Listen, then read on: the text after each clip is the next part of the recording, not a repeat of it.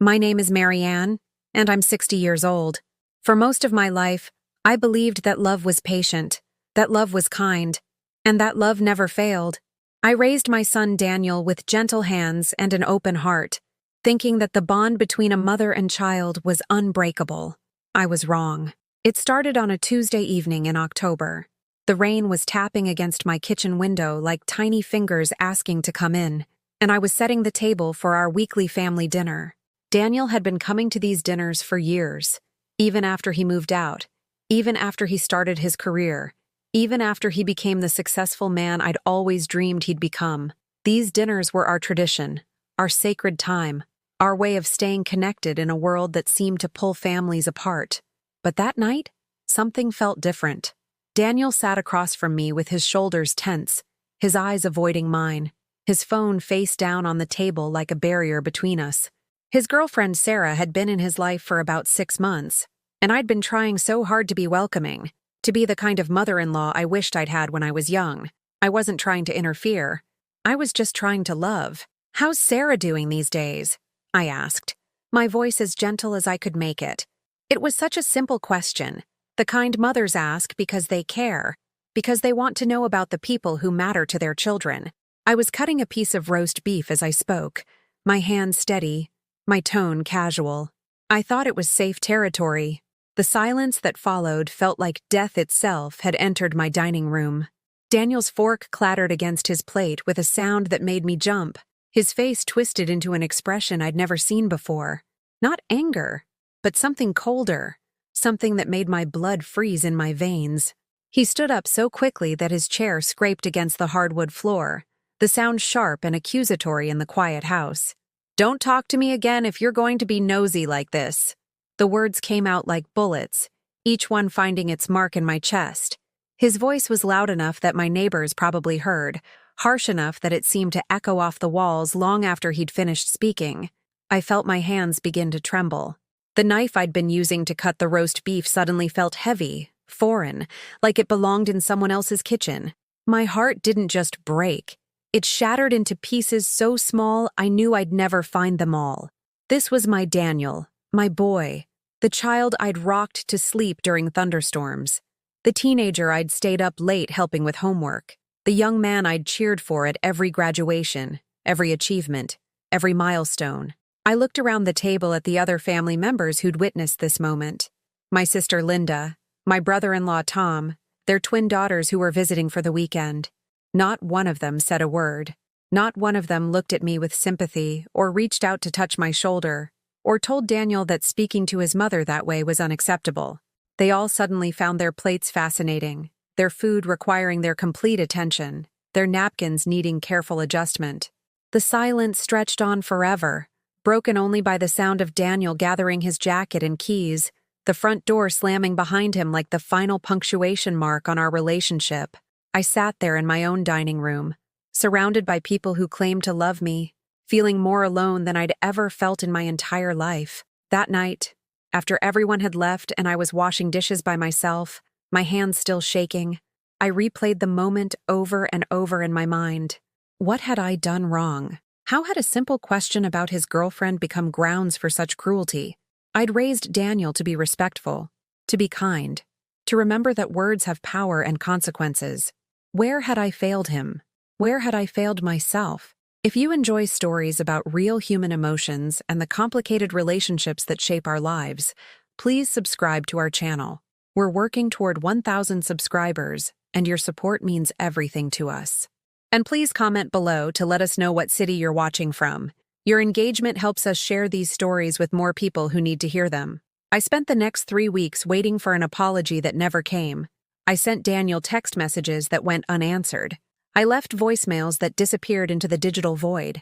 I even drove by his apartment building once, not to stalk him or make a scene, but just to see if his car was there, just to know he was okay, just to feel some connection to the child who had become a stranger overnight.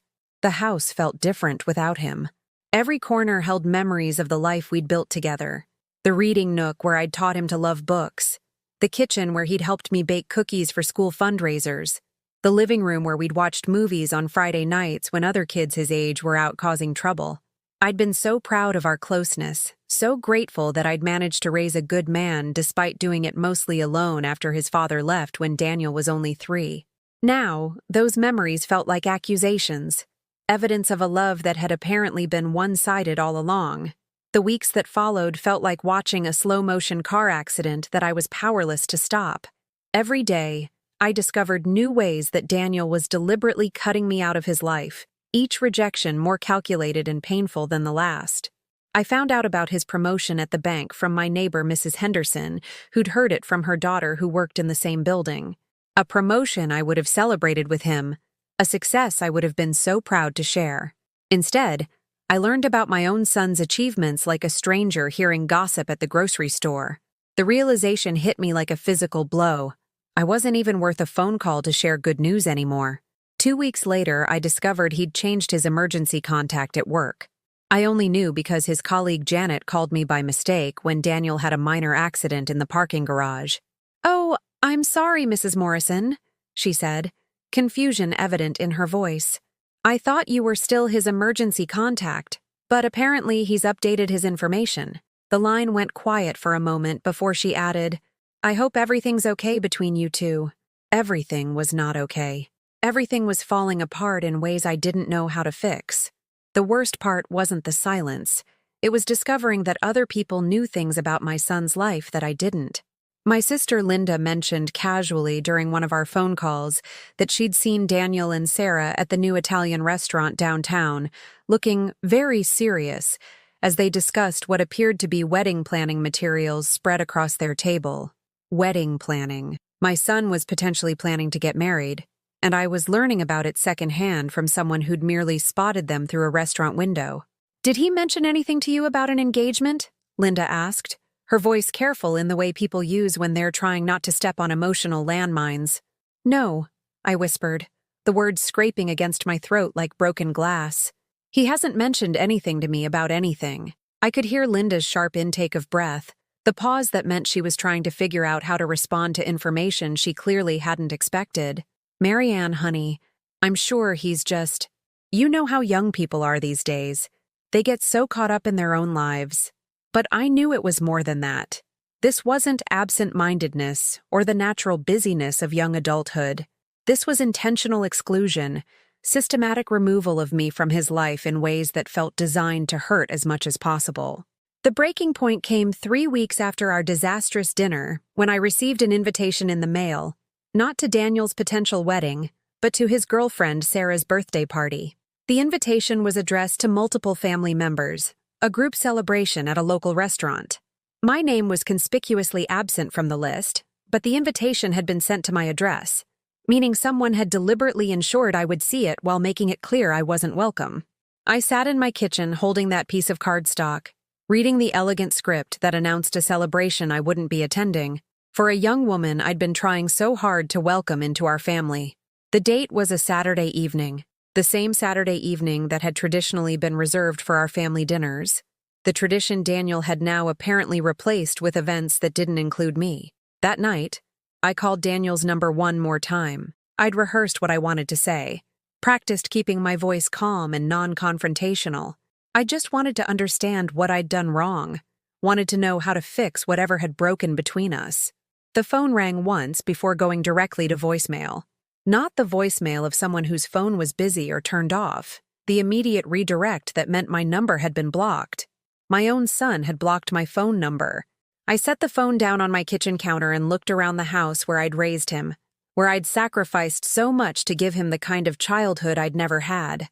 The walls were covered with photographs chronicling his growth from infant to man. First steps, first day of school, high school graduation, college commencement. In every picture, I was there beside him, supporting him, celebrating him, loving him unconditionally. Now those photographs felt like exhibits in a museum dedicated to a relationship that no longer existed, evidence of a love that had apparently been one-sided all along. The isolation wasn't just about Daniel anymore. Other family members began treating me differently, as if whatever I'd done to anger my son might be contagious. Conversations at family gatherings became stilted and awkward, with people changing the subject whenever Daniel's name came up, as if mentioning him in my presence was somehow inappropriate or uncomfortable.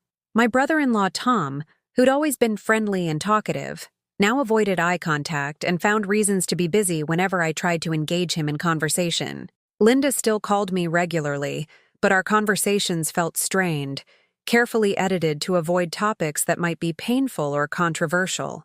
I began to wonder if they thought I deserved this treatment, if they believed I must have done something terrible to justify Daniel's behavior. Maybe they thought I was the kind of mother who'd been too clingy, too demanding, too invasive. Maybe they saw his rejection of me as long overdue independence rather than cruel abandonment. The worst part was the doubt that began creeping into my mind during the long, quiet evenings alone. Had I been too involved in his life? Had my love somehow become suffocating rather than supportive? Had I failed to recognize that my caring questions were perceived as intrusion rather than interest? I started second-guessing every interaction we'd had over the past year, analyzing conversations for signs I might have missed, moments when I might have overstepped boundaries I didn't know existed. But no matter how carefully I examined our history, I couldn't find anything that justified this level of coldness, this complete severance of our relationship. What I didn't understand yet was that Daniel's behavior had nothing to do with me, and everything to do with a shame he was carrying, a secret he was keeping, and a future he was trying to build at the expense of the past that had shaped him. But understanding would come later. For now, all I had was the pain of watching the most important relationship of my life disintegrate in real time, and the growing fear that I might never get my son back. Despite everything, I couldn't stop trying. Love doesn't just turn off like a faucet, even when it's met with cruelty. So I kept reaching out in small, careful ways, hoping that somehow I could find a path back to my son's heart. I started showing up at places where I knew he might be, not to confront him, but just to exist in the same space, to remind him that I was still his mother, still willing to love him despite everything. The coffee shop near his office where he used to grab lunch, the bookstore where we'd spent countless Saturday afternoons when he was younger, the park where I'd taught him to ride a bicycle, running alongside him until he found his balance. But every time he saw me, something cold and sharp would cross his face. He'd turn away immediately, sometimes walking in the opposite direction, sometimes pulling out his phone to make a call that would give him an excuse to ignore my presence completely. The most devastating moment came at the grocery store on a Thursday evening in November. I was in the produce section, selecting apples for a pie I was making for the church bake sale, when I heard his laugh, that beautiful, rich laugh that used to fill our house with joy. I turned around, my heart leaping with hope, and saw him with Sarah at the other end of the aisle.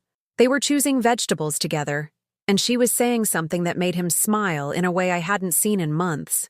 For just a moment, watching him happy made me forget about our problems. I was just a mother, proud and pleased to see her son in love, sharing simple domestic moments with someone who clearly brought him joy. I walked toward them slowly, carefully, my face arranged in what I hoped was a warm but non-threatening expression. I wasn't going to make a scene or demand explanations.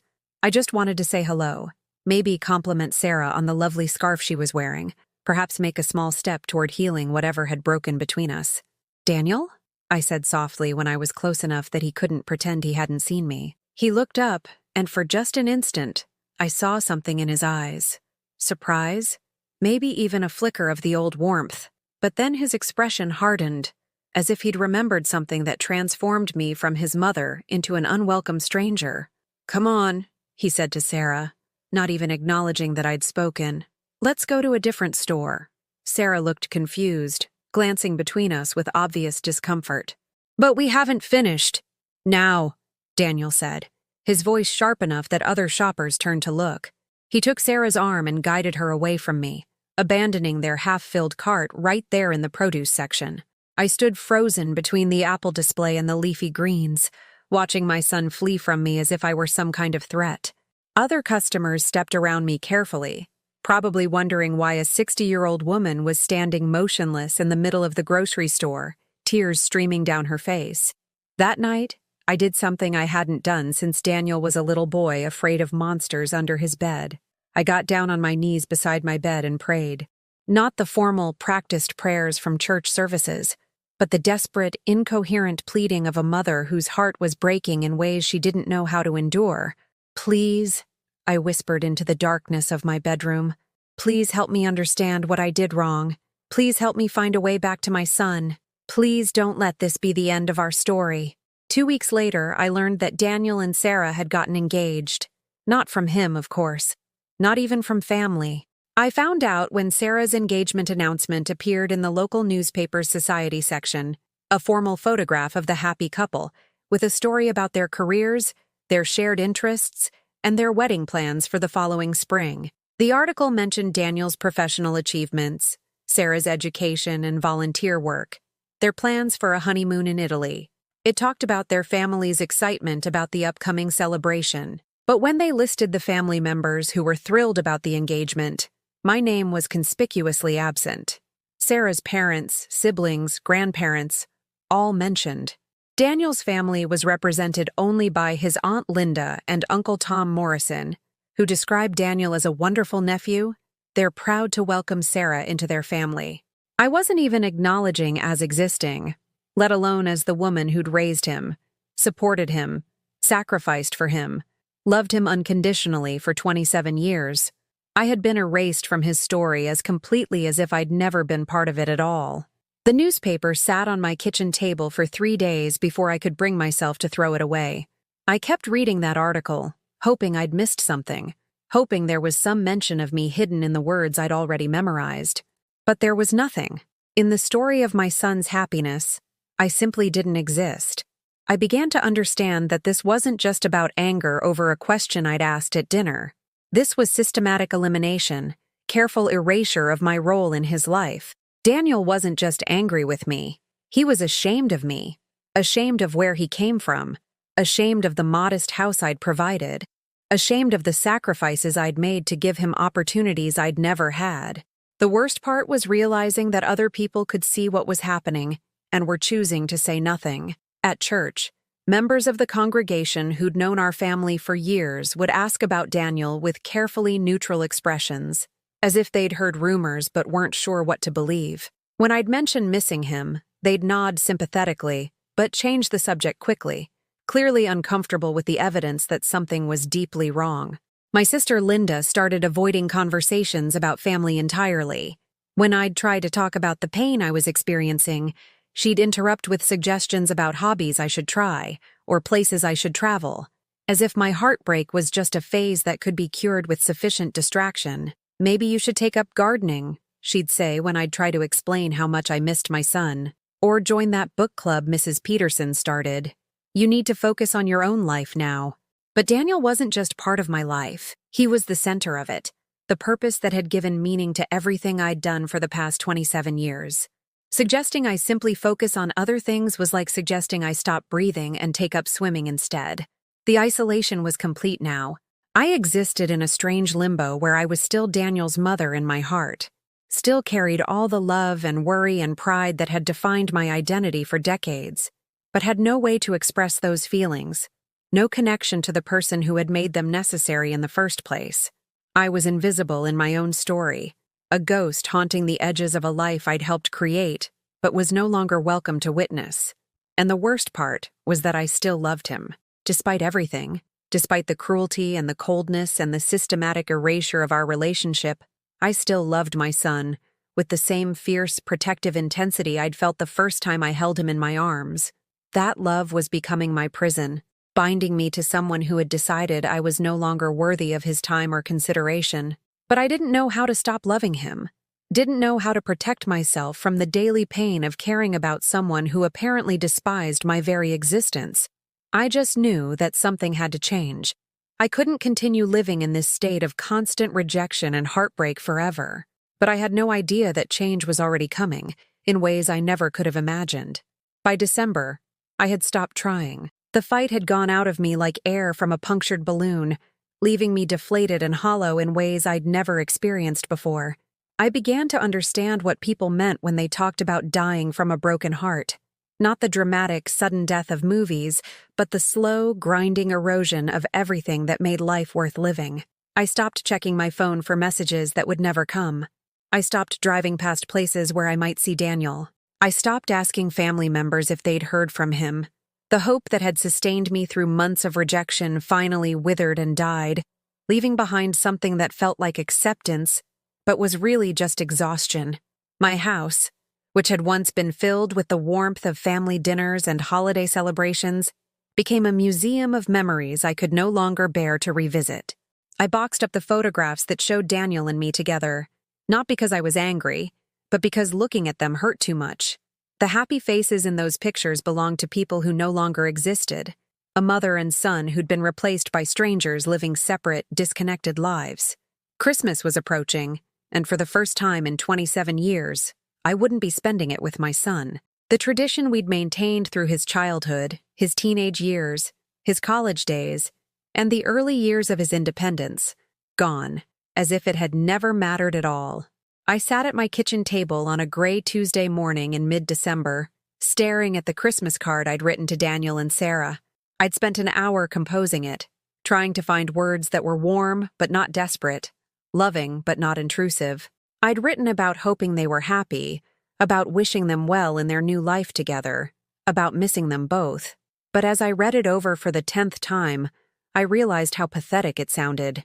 Here I was, begging for scraps of attention from people who'd made it clear they wanted nothing to do with me. I was holding on to the fantasy that somewhere inside the cruel stranger my son had become, there was still a trace of the boy who used to help me decorate our Christmas tree, who used to leave cookies for Santa and notes thanking me for making Christmas special. I tore the card in half, then in half again, until it was nothing but pieces of paper scattered across my kitchen table, like the remnants of every hope I'd ever had. That night, I did something I never thought I'd do. I called the local senior center and asked about their Christmas dinner program for people who would be spending the holiday alone. The woman on the phone was kind and understanding, clearly accustomed to calls from lonely people facing their first Christmas without family. "Oh, honey," she said when I explained my situation, "we'd love to have you join us. There are more of us than you might think. People whose families have moved on. You won't be alone. Moved on."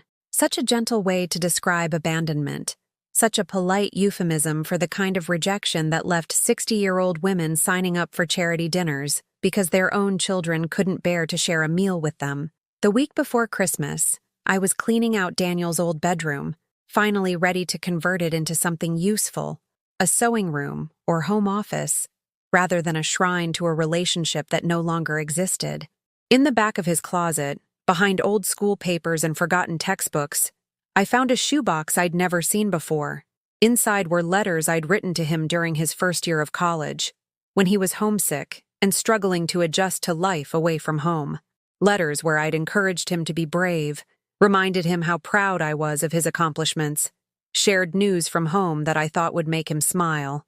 Each letter was carefully folded and preserved, kept safe in this hidden box for years. There were also photographs, pictures of us together that he'd apparently treasured enough to keep private, separate from the family albums downstairs. Photos from his high school graduation, from the day he'd gotten his first job, from quiet moments when it was just the two of us sharing jokes or celebrating small victories. At the bottom of the box was a Mother's Day card from 3 years ago, the last one he'd given me before everything changed. Inside, in his careful handwriting, were words that now felt like they belonged to a different lifetime. "Mom, thank you for sacrificing everything to give me the best life possible. I know I don't say it enough, but you're the strongest, most loving person I know. I hope someday I can be half as good a parent as you've been to me. Love always, Daniel." I sat on his bedroom floor, surrounded by evidence that he had loved me, that our relationship had been real and meaningful and worth preserving. These weren't the possessions of someone who'd always been ashamed of his mother. These were the treasures of a son who'd valued our connection enough to keep physical reminders of it close to him. Something had changed him. Something had happened that transformed the boy who wrote these loving words into the man who couldn't bear to acknowledge my existence. But for the first time in months, I had proof that the love between us hadn't been one-sided, hadn't been the delusion of an overly attached mother. I held that Mother's Day card for a long time, reading those words over and over until I had them memorized. They felt like a message from the past, a reminder of who we used to be together, evidence that the son I missed still existed somewhere inside the stranger who'd hurt me so deeply. But even this discovery couldn't change my current reality. The boy who'd written those words was apparently gone, replaced by someone who found my very presence embarrassing and unwelcome. Whatever had caused this transformation seemed permanent, irreversible, final. I put the box back where I'd found it and finished cleaning the room, but I kept the card. Not as a source of false hope, but as proof that I hadn't imagined the love we'd shared, that I hadn't been wrong to believe our relationship was special and strong. Christmas came and went quietly. The senior center dinner was actually quite pleasant. A room full of people who understood loss and loneliness, who didn't ask intrusive questions or offer false comfort. We shared stories and laughed together, and for a few hours, I felt less alone than I had in months. But walking into my empty house that night, seeing the single place setting on my kitchen table and the small tree I decorated without enthusiasm, the loneliness crashed over me again like a wave. I sat in my living room chair, the same chair where I'd read Daniel bedtime stories, where I'd helped him with homework, where I'd listened to his dreams and fears and hopes for the future, and finally allowed myself to grieve properly. Not the angry tears of rejection or the desperate tears of hope, but the deep, cleansing tears of acceptance. My son was gone, not dead, but lost to me in ways that felt just as final. Whatever we'd had together belonged to the past, and no amount of love or longing on my part could bring it back. For the first time since this nightmare began, I stopped fighting against the reality of my situation and simply let myself feel the full weight of what I'd lost. It was devastating, but it was also oddly freeing. I'd been holding on to hope so tightly that I hadn't allowed myself to properly mourn, hadn't given myself permission to be angry and hurt and utterly heartbroken. But I still had something they didn't know about, something they'd forgotten in their rush to erase me from Daniel's story. I still had the memories of who he used to be, the knowledge of the love we'd shared, the certainty that somewhere underneath the cruelty and coldness, my real son still existed, and I wasn't done fighting for him yet. January arrived with unexpected clarity. After months of emotional chaos, something inside me had shifted during those quiet hours of grief on Christmas night. The pain was still there. It would always be there, but it no longer controlled me. Instead of drowning in sorrow, I began to observe. Instead of desperately reaching out, I started to watch and listen. I began to notice things I'd been too heartbroken to see before.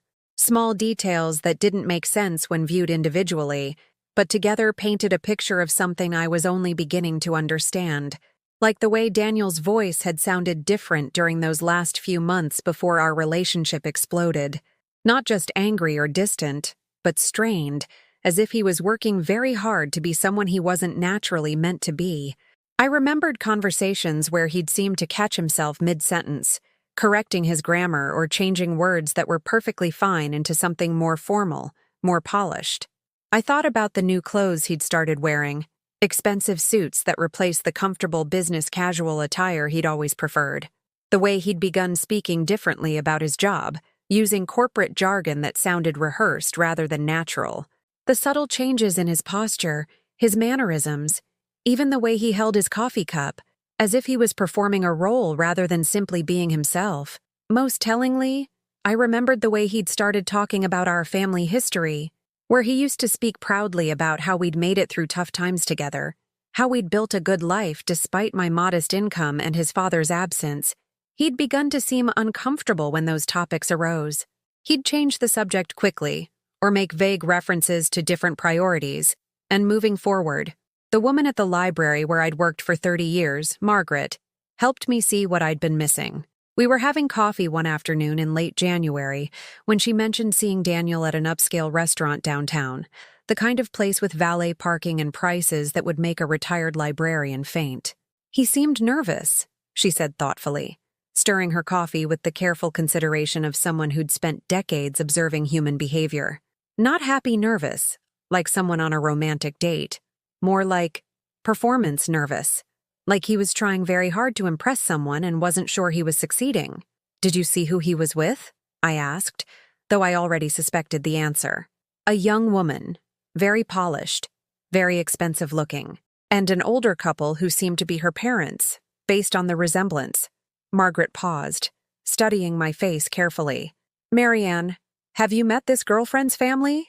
I shook my head, the motion feeling heavy with all the implications I was finally beginning to understand. I haven't even been properly introduced to her, let alone her parents. That's unusual, Margaret said gently. In my experience, when a young man is serious enough about a relationship to be meeting the woman's parents, his own family is usually part of the conversation, unless, of course, his own family was something he was ashamed of, unless his own background was something he was trying to hide or minimize or completely rewrite. That night, I did something I hadn't done in months. I opened my laptop and began researching Sarah's family, not because I wanted to spy or interfere, but because I needed to understand what Daniel thought he needed to become in order to be worthy of her. What I found made everything painfully clear. Sarah came from the kind of family that appeared in the society pages regularly. Her father was a prominent attorney. Her mother served on the boards of several prestigious charities. They lived in the most exclusive neighborhood in the city, the kind of place where houses sold for more money than most people earned in a lifetime. Their social media profiles showed a lifestyle of country club events, exotic vacations, and the effortless elegance that came from generations of inherited wealth and social position. Looking at their family photographs, I could see what Daniel saw, a world of privilege and refinement that was everything our modest working-class background was not. In their perfectly appointed living rooms and professionally landscaped gardens, our little house with its second-hand furniture and careful budgeting would seem impossibly humble, perhaps even embarrassing. But more than that, I began to understand the pressure Daniel must have felt to reinvent himself to fit into this world. Sarah wasn't just a girlfriend. She was a passport to a life he'd apparently decided he wanted more than the life he'd actually lived. I thought about all the sacrifices I'd made to give him opportunities, working extra shifts at the library to pay for his college expenses, buying my clothes at thrift stores so he could have new ones for important events, driving my ancient Honda for years longer than was practical so he could have a reliable car during high school and college. Those sacrifices, which I'd made with love and pride, had apparently become sources of shame for him. Every reminder of the modest circumstances he'd grown up in was now evidence of a past he wanted to escape, a background he needed to overcome rather than honor. The boy who'd once written, "Thank you for sacrificing everything to give me the best life possible," had apparently decided that those sacrifices were actually proof that his childhood had been inadequate, that I had been inadequate as a mother. But understanding his motivations didn't make his behavior acceptable. If anything, it made it worse. He wasn't just rejecting me. He was rejecting the values I'd taught him, the character I'd tried to instill in him, the integrity that had guided every decision I'd made in raising him. Sitting at my kitchen table with my laptop open, surrounded by evidence of Sarah's family's wealth and status, I felt something I hadn't experienced in months. Not sadness or desperation or confusion, but anger. Clean, sharp, clarifying anger that cut through the fog of grief I'd been living in. Not anger at Sarah or her family. They hadn't done anything wrong except exist in a social stratum that had apparently convinced my son he needed to be ashamed of his origins. But anger at Daniel, for choosing social climbing over family loyalty, for deciding that external status was more important than the internal values that actually defined character. And anger at myself, for allowing his rejection to convince me that I was somehow deficient, that the life I'd built and the love I'd given weren't sufficient, weren't worthy of respect and appreciation. I closed the laptop and walked to my bathroom mirror, really looking at my reflection for the first time in months. I saw a 60-year-old woman with gray hair and laugh lines, wearing a comfortable sweater I'd owned for years, and a face that showed the wear of working hard and loving deeply. This was who I was, a woman who'd raised a good man through difficult circumstances, who'd worked honorably for 30 years, who'd loved generously and sacrificed willingly for the people who mattered to her. If Daniel was ashamed of that woman, if he thought she needed to be hidden away to protect his social ambitions, then the problem wasn't with me. The problem was with him. For the first time since this nightmare began, I wasn't the one who needed to change or apologize or disappear. I wasn't the one who had forgotten what mattered, who had lost sight of what real love looked like, who had chosen status over substance. It wasn't sadness anymore. It wasn't desperation or hope or grief. It was decision. The weeks that followed my awakening were different. I moved through my days with a quiet purpose I hadn't felt in months, but it wasn't the desperate energy of someone trying to fix what was broken. It was the steady, methodical calm of someone who had finally understood the true nature of the problem and was preparing to address it properly. I began writing. Not letters to Daniel that would go unanswered, not pleas for understanding that would fall on deaf ears, but something else entirely. I wrote down every memory I had of raising him, every sacrifice I'd made, every lesson I'd tried to teach him about character and integrity, and the difference between having class and having money. I wrote about the night he'd gotten food poisoning from the school cafeteria when he was 8, and I'd stayed awake holding a cool washcloth to his forehead, whispering stories to distract him from feeling sick. I wrote about the time he'd come home crying because some kids had made fun of his secondhand sneakers, and how we'd spent the evening decorating them with fabric markers until they were completely unique and infinitely more interesting than anything money could buy. I wrote about high school graduation, when he'd hugged me so tightly after the ceremony and said, "Mom, I know it wasn't easy raising me alone, but you did such a good job. I'm proud to be your son." I wrote about the day he'd gotten his first real job, how he'd called me from the office parking lot, so excited he could barely speak, thanking me for teaching him the work ethic that had impressed his new employers. But I also wrote about the changes I'd observed in recent years. The way he'd started correcting my grammar in public, as if my perfectly adequate education and decades of working at a library weren't sufficient for his new standards. The way he'd begun making excuses for why I couldn't attend work functions or social events, always with plausible reasons that felt less like protection and more like exclusion. I wrote about the time he'd suggested I might want to update my wardrobe before meeting his boss, as if the professional clothes I'd worn for 30 years were somehow inadequate for a casual introduction. I wrote about how he'd stopped bringing friends home, stopped talking about his childhood with pride, stopped mentioning our family traditions as if they were sources of joy rather than embarrassment.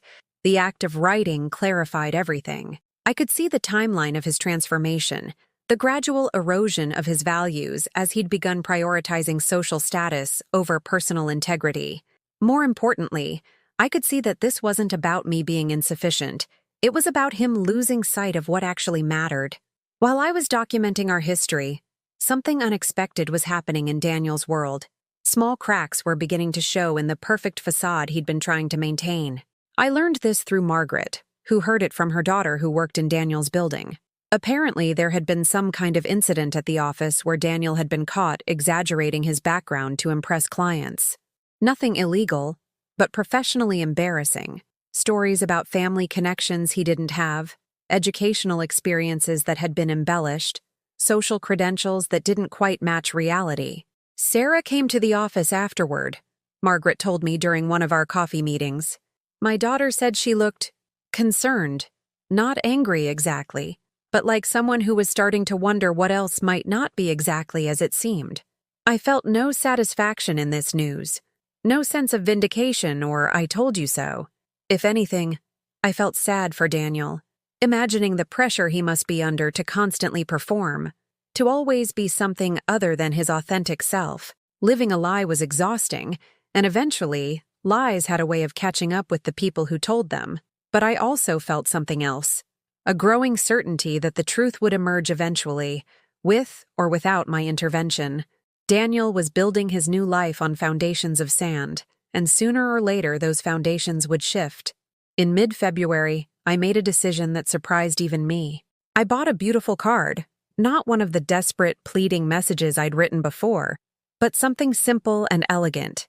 Inside, I wrote, "Daniel, I understand that you're building the life you want, and I respect your right to make your own choices. I want you to know that I'm proud of the man you became, even if I'm sad about the relationship we've lost. I will always love you. And if you ever want to remember who you used to be, you know where to find me." Mom! I didn't mail it immediately. Instead, I kept it on my kitchen table for several days, reading it each morning to make sure it said exactly what I meant. Nothing more, nothing less. It wasn't a plea or a demand. It was simply a statement of fact, delivered with the dignity he'd apparently forgotten I possessed. When I finally did mail it, I felt a strange sense of completion. Not because I expected a response, but because I'd spoken my truth clearly and without desperation. Whatever happened next would happen, but I'd done my part with grace and integrity. What I didn't know was that Sarah had been having her own doubts about the man she'd agreed to marry. The office incident had been just one of several small discoveries that had begun to paint a troubling picture. She'd started noticing inconsistencies in his stories, moments when his carefully constructed persona seemed to slip and reveal someone quite different underneath. More troubling, she'd begun to realize that in all their months together, she'd never met his family, never heard stories about his childhood that included other people, never seen photographs from his early life. When she'd asked about it, he'd always had explanations. His family was very private. They lived quite far away. They weren't really the type for social gatherings. But Sarah wasn't naive. She'd grown up in a family where relationships mattered, where Sunday dinners were sacred, where love was demonstrated through inclusion rather than exclusion. The idea that someone could simply cut off all contact with the people who'd raised them seemed impossible to her unless there had been serious abuse or trauma. And Daniel had never claimed either. She'd started to wonder who her fiancé really was underneath all the polish and performance. The man she'd fallen in love with had seemed confident, authentic, grounded in strong values. But lately she'd begun to suspect that person might have been a carefully crafted character, rather than a real human being. The card I'd sent arrived on a Tuesday morning, just as these doubts were reaching a crescendo in Sarah's mind. Daniel brought in the mail as usual, but I could imagine his face when he saw my handwriting on the envelope. I could picture him debating whether to throw it away unopened, whether to hide it from Sarah, whether to pretend it had never arrived. But something made him open it.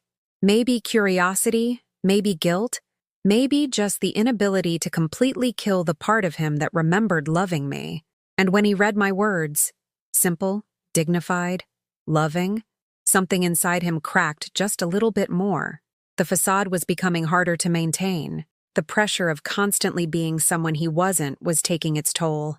And somewhere in the back of his mind, a small voice was beginning to whisper questions he'd been working very hard not to hear. Questions about what he'd given up. Questions about what really mattered. Questions about whether the life he was building was worth the cost he was paying for it. But I didn't know any of this yet. All I knew was that I'd spoken my truth with dignity, and now I was prepared to wait and see what truth had the power to accomplish. It was a Thursday afternoon in late February when my doorbell rang. I was in my kitchen, preparing a simple lunch and enjoying the weak winter sunlight streaming through my windows, when the sound interrupted my quiet routine. I wasn't expecting anyone. Deliveries usually came in the morning, and my few remaining social visitors typically called ahead.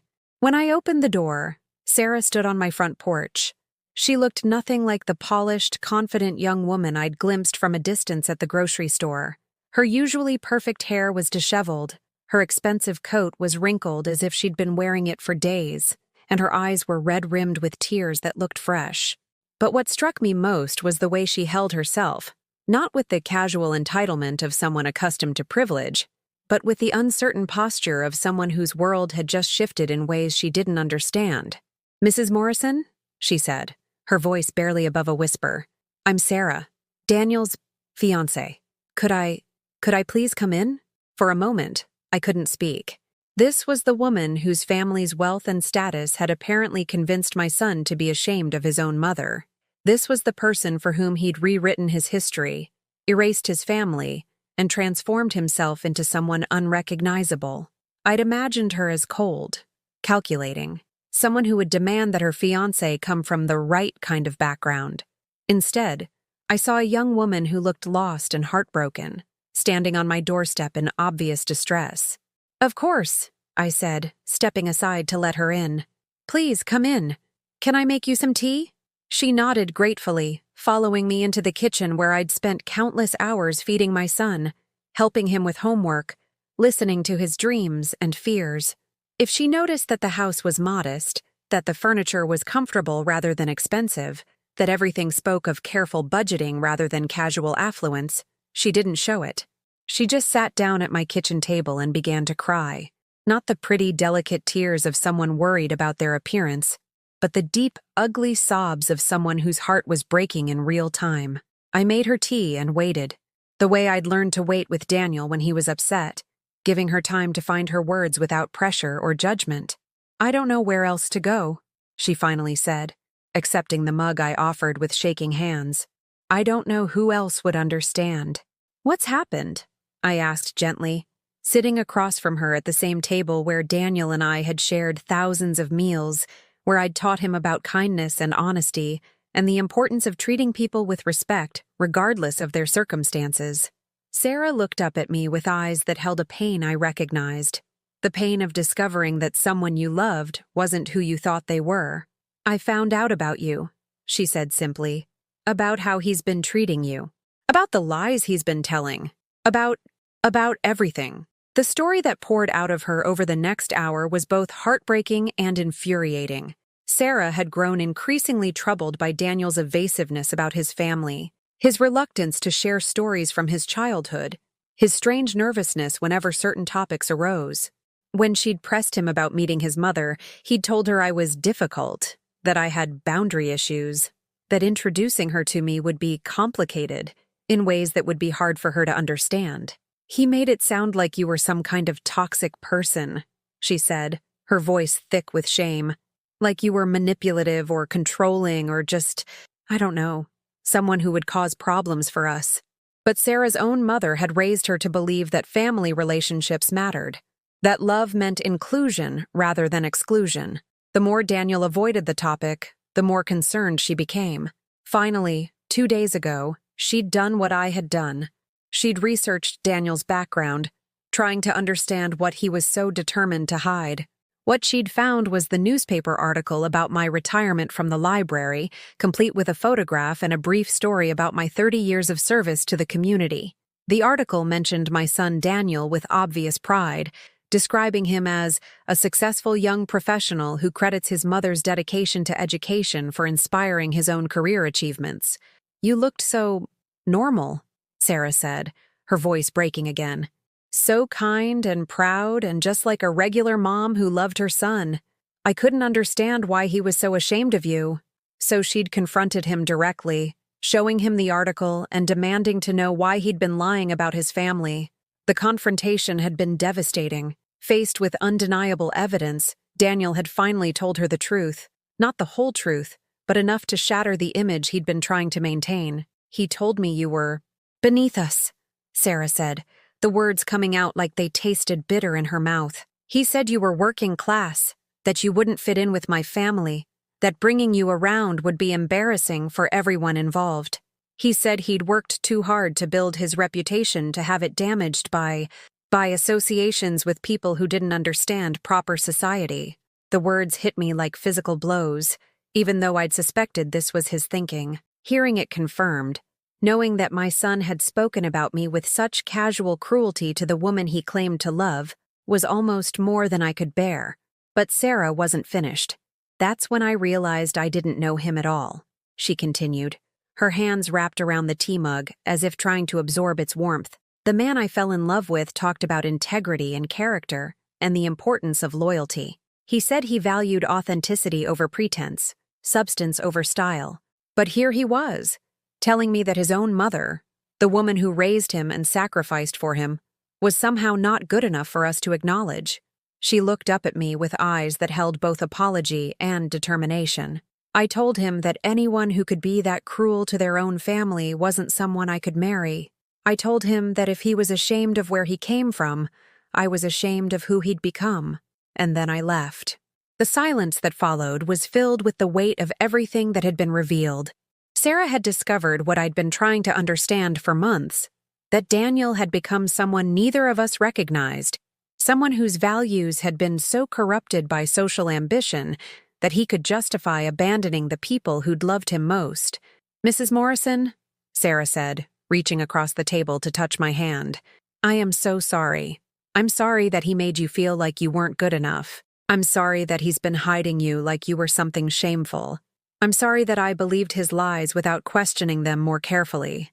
I felt tears starting to fill my eyes, but they weren't tears of sadness. They were tears of relief, of validation.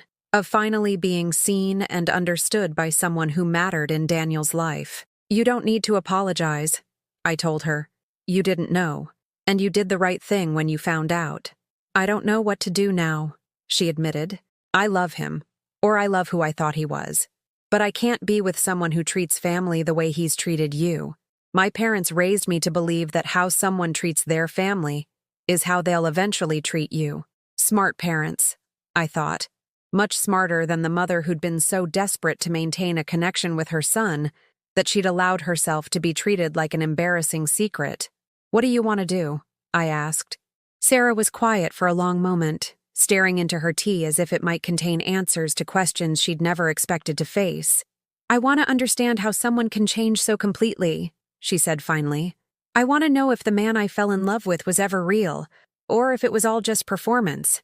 And I want to find a way to help him remember who he used to be, if that person still exists." She looked up at me with the expression that reminded me of Daniel when he was young and trying to solve a problem that seemed too big for him to handle.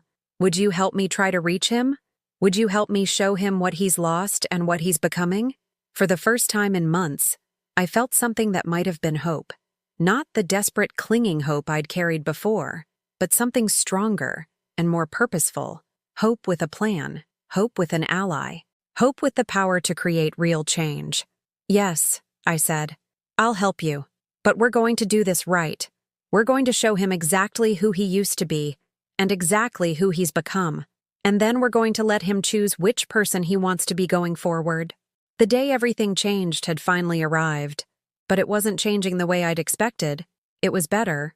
Sarah and I spent the next 3 days planning, not plotting revenge or designing humiliation, but carefully considering how to reach whatever was left of the son I'd raised underneath the stranger he'd become.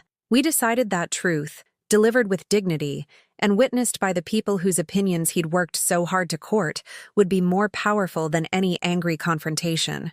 Sarah suggested we arrange a dinner party. Nothing dramatic, just a simple gathering where Daniel would finally be forced to choose between the lies he'd been living and the truth he'd been running from. She would invite her parents, the same people whose approval had meant so much to him that he'd been willing to abandon his own family to earn it. "They need to see who you really are," Sarah explained as we sat in my kitchen, planning the evening that would change everything. "They need to understand that the woman their potential son-in-law has been hiding is someone they would actually respect and admire." The irony wasn't lost on either of us. Daniel had been so convinced that I would embarrass him in front of Sarah's family that he'd never considered the possibility that his own behavior would be the real source of shame. On Saturday evening, Sarah called Daniel and told him her parents wanted to meet him for dinner at my house.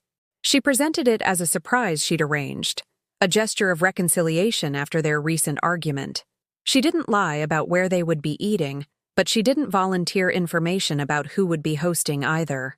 "Trust me," she told him over the phone while I listened from the kitchen. "This dinner is important for our relationship. If you want us to have a future together, you need to be there." I spent Saturday afternoon cooking Daniel's favorite meal, the same pot roast and mashed potatoes I'd made for countless Sunday dinners, birthday celebrations, and special occasions throughout his childhood. Not because I was trying to manipulate him with nostalgia, but because I wanted him to remember that love had always been present in this house, offered freely and without conditions. Sarah's parents arrived first. Dr. and Mrs. Hamilton were exactly what I'd expected. Polished, sophisticated people accustomed to moving in circles where everyone had advanced degrees and vacation homes. But they were also kind, curious, and refreshingly unpretentious once they relaxed enough to be themselves. "Your home is lovely," Mrs. Hamilton said, admiring the photographs on my mantelpiece. Pictures of Daniel throughout his childhood, evidence of a life filled with love and attention and pride. "Sarah has told us so much about you. We're delighted to finally meet the woman who raised such a wonderful young man." I felt a small stab of irony at her words, but I simply smiled and offered them wine while we waited for Daniel to arrive. When his car pulled into my driveway 20 minutes later, I watched through the window as he sat motionless for several long moments, staring at my house as if he couldn't quite believe where he was. Sarah had told him they were having dinner with family, and seeing his parents' car in my driveway had apparently confirmed his worst fears about what the evening would entail. The doorbell rang, and I opened it to find my son standing on the porch where he'd played as a child, where I'd taken pictures before every school dance and graduation ceremony, where he'd hugged me goodbye every time he'd left for college or important business trips. He looked older than his 27 years, worn down by the effort of maintaining a persona that didn't fit him naturally. His expensive suit was perfectly tailored, his hair professionally styled, his shoes polished to mirror brightness. But his eyes held a tiredness that spoke of sleepless nights and constant vigilance, the exhaustion of someone who could never quite relax because relaxation might allow his authentic self to show through. "Hello, Daniel," I said quietly, stepping aside to let him enter the house where he'd grown up. He stepped inside reluctantly, his gaze taking in the familiar surroundings that probably seemed smaller and more modest than he remembered. I could see him cataloging details. The second-hand furniture I'd carefully maintained, the family photographs he'd once treasured, the simple decorations that reflected love rather than wealth. But before he could say anything, Sarah appeared in the hallway, followed by her parents. "Daniel," Dr. Hamilton said warmly, approaching with his hand extended. "Sarah's told us we're having dinner with your mother. We're so pleased to finally meet her." I watched Daniel's face as the reality of the situation settled over him. He was trapped between his carefully constructed lies and an unavoidable truth. His girlfriend's parents, the people whose approval had meant everything to him, were standing in his childhood home, smiling at the woman he'd been too ashamed to acknowledge. "Mrs. Morrison," Mrs. Hamilton said, turning to me with genuine warmth, "Sarah mentioned that you raised Daniel alone. What a remarkable accomplishment. You must be so proud of the man he's become." The silence that followed was deafening. Daniel stood frozen in my hallway, unable to respond without revealing either his cruelty toward me or his lies to them. For months, he'd been spinning a narrative where I was the problem, where my presence in his life was something to be managed or hidden.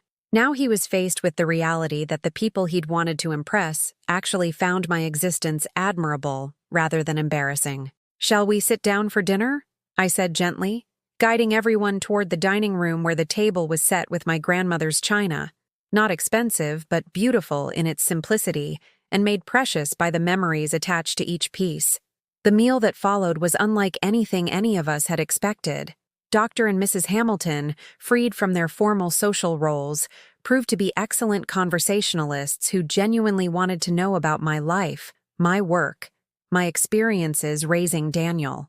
They asked thoughtful questions about my career at the library, about the challenges of single parenthood, about the community involvement that had shaped both my life and Daniel's upbringing. "You must have wonderful stories about Daniel's childhood," Mrs. Hamilton said, cutting her pot roast with obvious enjoyment. "Sarah, doesn't this remind you of your grandmother's cooking? Sometimes the best meals are the ones made with love rather than expensive ingredients." I found myself sharing memories I hadn't talked about in months. Stories about Daniel's curiosity as a child, his determination to excel in school, his kindness toward elderly neighbors and younger children. Stories that painted a picture of a boy raised with strong values, taught to work hard and treat others with respect regardless of their circumstances. With each story, I watched Daniel sink deeper into his chair, his face growing paler as he realized what his girlfriend's parents were learning about him.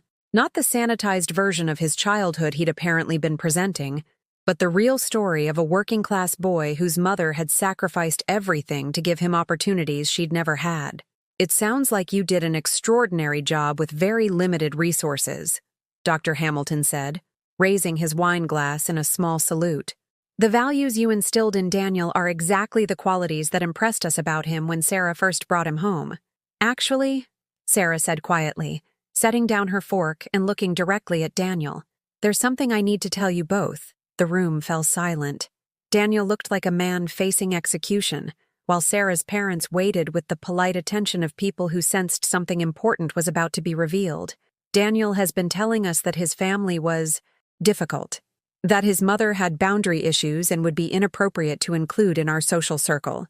He made it sound like maintaining a relationship with her would be problematic for our future together."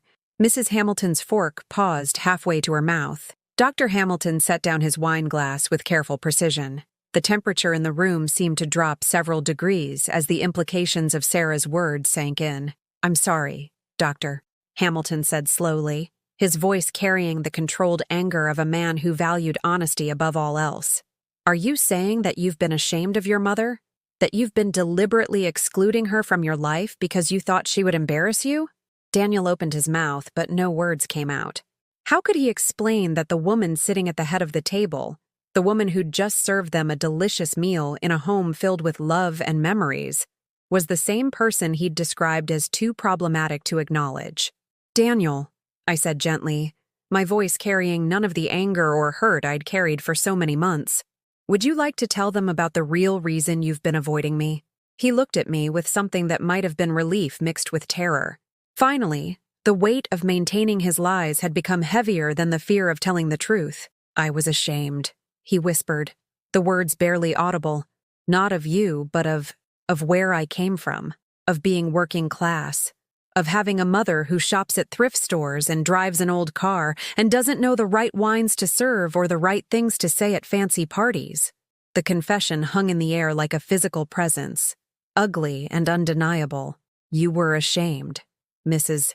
Hamilton repeated slowly, "of a woman who worked for 30 years to support you, who raised you to be the kind of man we welcomed into our family, who clearly loves you more than anything in the world? I thought," Daniel continued, his voice breaking, "I thought you would judge me if you knew the truth about my background. I thought I had to be someone different to be worthy of your family, Doctor." Hamilton leaned back in his chair, studying Daniel with the analytical gaze of someone reassessing everything they thought they knew about a person. "Son," he said finally, "the only thing we're judging you for is your character. And right now, your character is lacking in ways that have nothing to do with your bank account or your address." Sarah reached across the table and took my hand, her touch warm and supportive. "I wanted them to meet you because I wanted them to understand what Daniel was throwing away. I wanted them to see that the problem wasn't with his family. It was with his values." Mrs. Hamilton looked at her daughter with obvious pride. "Sarah, you were absolutely right to bring us here. Mrs. Morrison, I owe you an apology on behalf of our family. If we somehow gave Daniel the impression that we would judge him based on his background rather than his character, then we failed in representing our true values." "You didn't," I assured her. "This was Daniel's choice, his decision to value appearance over substance." For the first time since this nightmare began, I felt completely vindicated, not by anger or revenge, but by truth. These people, the very people whose approval Daniel had craved, were showing him exactly what real class looked like. It had nothing to do with money or status, and everything to do with treating people with dignity and respect. Daniel was crying now, not the angry tears of frustration, but the deep, cleansing tears of someone who'd finally stopped running from himself. "Mom," he said, his voice barely a whisper, "I'm so sorry. I forgot who made me who I am. I forgot what really matters. I chose the wrong things to value, and I hurt the person who loved me most." I looked at my son, really looked at him, and saw past the expensive clothes and carefully styled appearance to the boy I'd raised, the young man who'd once written that he was proud to be my son. He was still there, underneath all the performance and pretense. "I never stopped loving you," I told him simply, "and I never stopped waiting for you to remember who you really are." The room was quiet except for the sound of Daniel crying and the gentle clink of silverware as Sarah's parents continued their meal, giving us the privacy we needed for this moment of reckoning. "Can you forgive me?" Daniel asked, his voice small and broken. "Can we find our way back to who we used to be?" I reached across the table and took his hand, the same hand I'd held when he was learning to walk, when he was nervous about starting school, when he was proud of achievements both small and large. "We can't go back," I said gently, "but we can go forward if you're willing to remember what I taught you about what really matters in life." Dr. Hamilton cleared his throat softly. "If I may," he said, "I'd like to propose a toast." He raised his wine glass and the rest of us followed suit. "To Mrs. Morrison, who raised a son with strong enough values to find his way back to them when it mattered most. And to Sarah, who had the courage to demand the truth even when it was difficult to hear." As we touched our glasses together, I felt something I hadn't experienced in almost a year: peace. Not the desperate hope I'd clung to for so many months, but the deep satisfaction of seeing justice served through truth rather than revenge. Daniel would have to earn back my trust, rebuild our relationship through actions rather than words. But he'd taken the first step by choosing honesty over performance, substance over style, family over status. And I had learned something valuable too. I had learned that my worth wasn't determined by whether my son acknowledged me, and my dignity couldn't be taken away by someone else's shame. I was exactly who I'd always been, a woman who'd loved well, worked hard, and raised her child with values that, despite temporary confusion, had proven strong enough to guide him home. Sometimes the most powerful victories are the quiet ones, where love triumphs not through force, but through patient persistence, where truth prevails not through confrontation, but through simple, undeniable presence. I never stopped waiting for you to remember, I'd told my son. And finally, gloriously, he had.